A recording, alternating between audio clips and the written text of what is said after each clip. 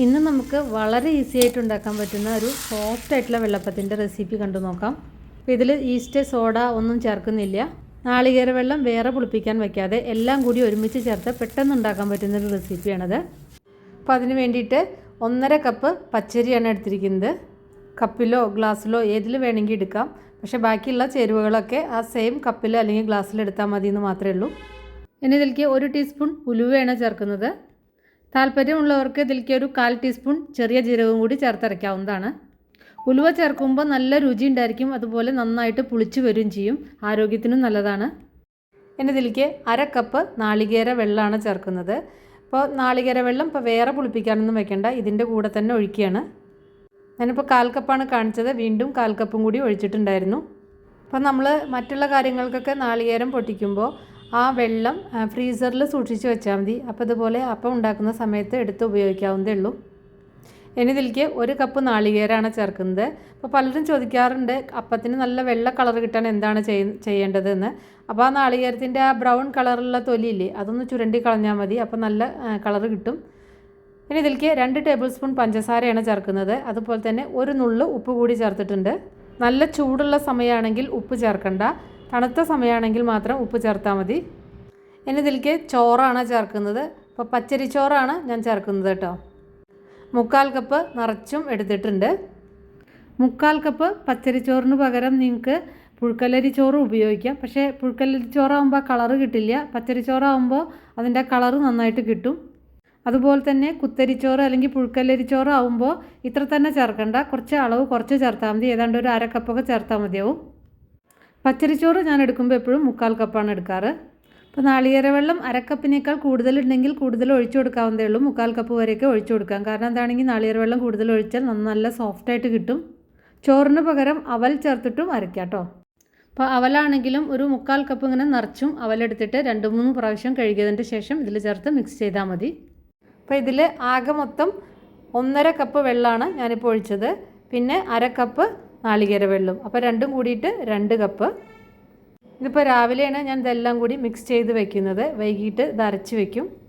ഇപ്പോൾ രാവിലെ വെച്ച് കഴിഞ്ഞാൽ ഒരു 8 മണിക്കൂർ അല്ലെങ്കിൽ ഒരു 9 മണിക്കൂർ, അപ്പോഴേക്കും വൈകുന്നേരം ആവും, അപ്പോഴേക്കും നന്നായിട്ട് മിക്സ് ആയിട്ടുണ്ടാവും. എന്നിട്ട് മിക്സർ ജാറിലിട്ടിട്ട് നന്നായിട്ട് അരച്ചെടുക്കുക. ഞാനിപ്പോൾ ഇത് വൈകിട്ട് ഒരു 5-6 മണിക്കാണ് ഞാനിപ്പോൾ ഇത് അരച്ചെടുക്കുന്നത്. അപ്പോൾ അധികം ചൂടുള്ള സമയമാണെങ്കിൽ നമ്മൾ ആ കുതിർത്തി വയ്ക്കുമ്പോൾ അതിൽ ഉപ്പ് ചേർക്കരുത്. ഞാനിപ്പോൾ കുതിർത്തി വയ്ക്കാൻ 1 നുള്ളു ഉപ്പാണ് ചേർത്തിട്ടുള്ളൂ. അപ്പോൾ ഇത് കൈകൊണ്ട് നന്നായിട്ടൊന്ന് മിക്സ് ചെയ്ത് വെക്കാം. അപ്പോൾ നല്ല തണുപ്പുള്ള സമയമൊക്കെ ആണെങ്കിൽ നല്ല വാമായിട്ടുള്ള സ്ഥലത്ത് വയ്ക്കുക, അല്ലെങ്കിൽ കുറച്ച് കൂടുതൽ നേരം വെച്ചാൽ മതി. ഇനി ഇത് ഓവർനൈറ്റ് ഫെർമെൻറ്റ് ചെയ്യാൻ വേണ്ടിയിട്ട് വെക്കുകയാണ്. അപ്പോൾ ഒരു 10-12 മണിക്കൂറിൻ്റെ ഉള്ളിൽ ഇത് നന്നായിട്ട് പുളിച്ച് കിട്ടും. എന്ന് വെച്ചിട്ട് ഇതിങ്ങനെ വല്ലാതെ മീതെ പൊന്തി വരുമൊന്നുമില്ല, പക്ഷേ നന്നായിട്ട് പുളിച്ചിട്ടുണ്ടാവും. കണ്ടില്ലേ, ഇപ്പോൾ നന്നായിട്ട് പുളിച്ചിട്ടുണ്ട്. ഞാനിങ്ങനെ കുറേ കൂടുതൽ പുളിപ്പിക്കാറില്ല അപ്പം, എനിക്ക് പുളി അത്ര ഇഷ്ടമല്ല. അപ്പോൾ ഇതിലേക്ക് ഞാൻ പുളിച്ച് വന്നതിന് ശേഷം ആവശ്യത്തിനുള്ള ഉപ്പ് കൂടി ചേർത്തിട്ടുണ്ട്. അതുപോലെ മധുരം കൂടുതൽ വേണമെങ്കിൽ പഞ്ചസാര ചേർക്കാം.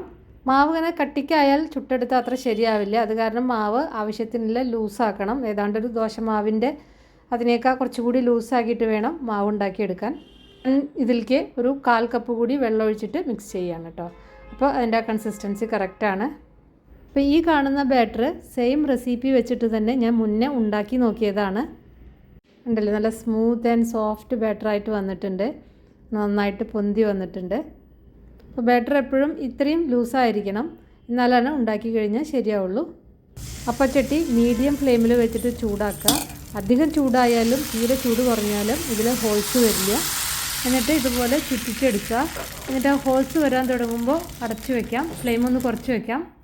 ഇത് ഉണ്ടാക്കിയിട്ട് കാസറോളിൽ വെച്ചാൽ വൈകുന്നേരം വരെ ഇത് നല്ല സോഫ്റ്റായിട്ട് തന്നെ ഇരിക്കും. ഇപ്പോൾ ഇരുമ്പിൻ്റെ അപ്പച്ചട്ടിയിൽ ഉണ്ടാക്കുമ്പോൾ ഒട്ടിപ്പിടിക്കാതിരിക്കാൻ ബട്ടർ നന്നായിട്ട് പുരട്ടിയിട്ട് നന്നായിട്ട് ചൂടാക്കിയാൽ മതി, അല്ലെങ്കിൽ നല്ലെണ്ണ പുരട്ടിയാലും മതി.